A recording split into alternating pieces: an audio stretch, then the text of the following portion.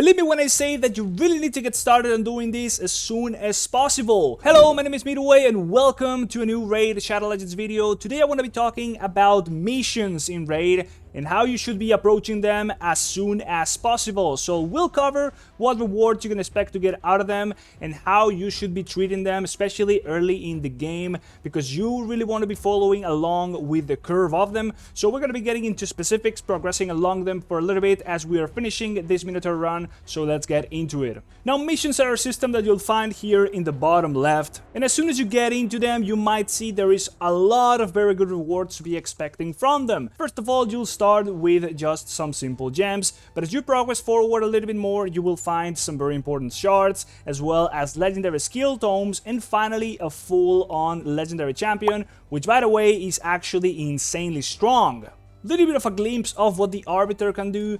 So she is going to be applying a weaken, so she's a support, of course. She is also going to decrease the duration of enemy buffs by 1 turn for all enemies. She also has an increased attack buff for all allies for 2 turns, filling also their turn meter by 30% and healing all allies by 25% of their max HP if they are low HP. She also has a revive to all dead allies, and they are going to be coming back with 30% HP and getting a turn meter increase all the way up to 20%. And then if the skill is ascended, she is going to be giving extra turns to allies when they are successfully revived. And finally, she also brings a speed aura. She's totally a beast of a champion. I've seen her a lot in Arena. She's very damn strong and very top tier. As you can see, she's also one of the characters with the most skins, if not the most. And let me tell you, they do look absolutely insane. I would love to actually go ahead and get some of them. I'm thinking really this one would be the one that I would really love the most. She is absolutely stunning. Freeze! Click the link in the description right now and get a free legendary Karato as well as 2 free epics as you level up. So here's what you need to do. First of all, log out of Plarium Play on PC and uninstall. Then click the link in the description of this video and register a brand new email. Launch Raid and complete the tutorial, and then go to your inbox and claim your first champ. You'll find Karato here as well as Tagoar and Uugo as you progress through the game. This is an amazing account starting Raid, so click the link right now and follow the steps. And if you are a Legend of Mushroom player, I also got a special link down there in the description. Don't miss out on this offer, go ahead and check it out now. Now, it's not just the rewards you can see down here, of course. Every single individual mission is going to be coming with a lot of hefty rewards. Some of them will be very handy early on in the game, and as you progress, these rewards are also going to be scaling in value, and simply they're going to be coming very well alongside your progression curve, because, well, they will be scaling a little bit, and eventually, as you can see here, you're going to be reaching 5-star gear. You're going to be getting a lot of energy out of this, some very, very welcome materials for ascending. It's all just really meant to be done as you are following along the progress curve. Now, at this point, I'm already at 76 out of 76 on the first stage, as you can see right here, and that is what I really want to be talking about. Now, early on in the game, I was really not focusing on these too much, and the reason for that is I really didn't know if these quests really were that important. Of course, I knew there was a legendary to them. I saw it down there, and I really thought, well, I need to get doing this at some point, but I really didn't think too much of it. And what I really want to be stressing out is the importance of keeping up with this quest. Now, they are really, as I mentioned, meant to be done as you are progressing through the game. They're going to be leading you through the systems that you are meant to be focusing on at specific stages in the game. So you will find things like clearing certain levels of dungeons, you will find things like upgrading characters to a certain point, getting gear upgraded to a certain star level or even ascended. All of these things are going to be a way of getting you through the tutorial phase of the game as you are learning through it, and they will also really just amount to a lot of rewards, as I already mentioned. So today we're going to be really trying to get some of this done, and I'm going to be showing you the big potential there is, right? So right now we are exactly doing that. We're doing a Minotaur run because the quest we are on right now, or the mission we are on, not to be confusing with quests because that's a different system, the mission we are on is meant to be having me level up some of my character's masteries to a certain point, right? So I need to get 2 characters unlocking 3 masteries of tier level 2. So what I'm doing right now, well, I am putting a focus on a system which I was actually kind of ignoring a little bit, which is just grinding through the Minotaur, right? Doing this is actually extremely important. Masteries for your champions are a system that's going to be scaling their potential, their power, and straight up just the numbers on them a lot. Something in the game which you will kind of need to learn a lot about, because, well, all these masteries, they hold a big potential, but combining them together in the proper way for specific champions is how you actually squeeze the most out of them. And really, all it takes is just to go ahead and face the Minotaur in the highest level you can possibly do. So again, I was meant to be doing this a little bit before because I ignored it for a little bit. All my champions, they are high, they got pretty high star level. They've been ascended quite a little while now. They're pretty strong, but their masteries really just straight up suck, right? So what do? Well, I'm gonna be putting a little bit of time into farming this. It's all it takes. I know I can clear this level pretty easily. I think it's like level 11 or something like that. So we're gonna be doing exactly that right now. And as you can see, we're gonna be getting a few scrolls. So what do we get? We get 16 scrolls on one of my characters. In this case, really important to know that, of course, you gotta be running the Minotaur with the characters you really want to be getting those scrolls on, because if you're running stuff randomly here or leveling up champions in the meantime, well, those are gonna be getting scrolls, right? Let's look at the mission in particular. It says unlock rather 3 tier 2 masteries for 2 champions. And right now, I think I don't have any champion who's at that point, right? I really want to be getting that done, for example, on my Alice. I really want to be getting that done on my Bogoth, and of course my Elhain, which is the one that happens to be the closest. So let's check out what we need to do in order to get to this point. So I've finished up my offense tree at this point for the tier 2s. I need to at least get 30 more scrolls at this tier, or the masteries. That's what you need. You need 30 scrolls for tier 2s. I need that to unlock 1 more defense node, and at that point, once I do that, I would be done with at least one of the requirements for the quest. I would still need to do it on somebody else. So right now, I don't have any scrolls. I think not enough in any of these champions. I do think I've got some on my Molly Tankard right there. There we go. So let's actually get that done for this one. Now, Molly happens to be a very powerful defensive champion, which is going to be very strong for Hydra in particular, or also if you run it together with a Frost set. But for the general PvE use case, I'm going to actually be just doing the defense and support build that you can see right here. And I'm going to be following along what I can find in Hell Hades.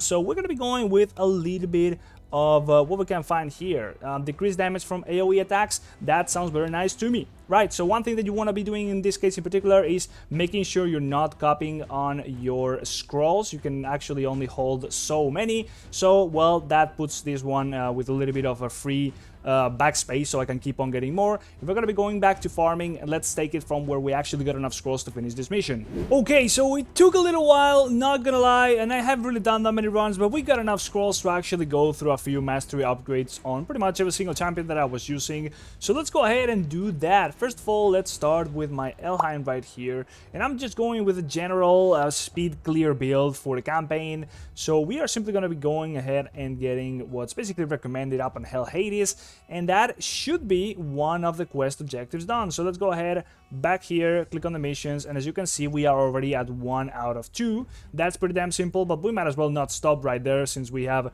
other upgrades we can go ahead and do. So we are gonna see if we can get this one done as well. We got Alice over here. We're gonna be getting a few damage increase over there. That's pretty damn nice. I don't have enough for another upgrade on this one so far, but we might as well see if we can finish up another tier 2 or rather like full tier 2 upgrades. So we're gonna be going with Bogoth right here. We're gonna be getting what is it gonna be? It's gonna be a little bit tankier after this upgrade, so we're getting a little bit of the value of heals on him. That's pretty damn nice. We're also gonna be going with Oella, a little bit extra on her, so she's also not gonna have enough for another 2 upgrades, which would have loved to get, but unfortunately, well, we'll just go ahead and get a little bit of healing on her as well. And finally, my Molly, she's going to be getting some extra tankiness from this. She's just about short of finishing out the Masteries, so we will have to do one more run on her. And she's going to be getting some more shields. Let's do one more run and see if we can finish up any of these so we can finish up the quest. Now, there we go. We finally did it. We got enough for both Alice and Molly, so that's going to suffice for now, of course. The farm on this whole system is actually pretty crazy. You could be doing this for a long ass time, and there's also the quick way, which is just to go ahead and pay 800 gems to just get all the scrolls you need for one specific champion. That is quite expensive, but of course, I wouldn't blame you if you just go ahead and use that option. It definitely is a lot faster. So we're going to be getting this, and that is the mission done. So at least I'll afford myself to go through this, because otherwise, of course, you do need to get this done if you want your champions to be as strong as possible. But yeah, it takes a long while, and farming this whole thing is just pretty damn slow. All in all, let's go ahead and redeem our completed mission. That is going to be 100 400 energy we just got there. And as we are going to be finishing that one, we also got another mission which is already complete, which is going to be reading earn 3 stars on stage 7 of the Catacombs of Narbuk on hard difficulty. So just go through your campaign and get all the stars done. So since I already did that, well, that one's already auto-completed. And there's some cases of this type of quests, or missions rather, that by the time you get to them, they're already done. But for example, something like this: win a total of 4, 5 or 6 star artifacts from stage 5 or higher of the Ice Golem Peak on normal or hard. As you can see, even if I was farming this before, this one wouldn't count. So I need to actually go now and do this. And again, it's a perfect excuse for me to go into it and do some grinding, because my gear honestly sucks on a lot of my champions. So you might find cases like this where you are required to go and farm a much lower stage, because it's like you need to be farming stage 1. So at that point, you are kind of just wasting energy, because you are forced to do it at that level. And as you can see right here, it's telling me to do it stage 5, but I'm going to be trying to do it in a little bit higher stage, because I can, of course. That's going to be better for my gear, getting better gear in general. So yes, you really want to be keeping up with the curve,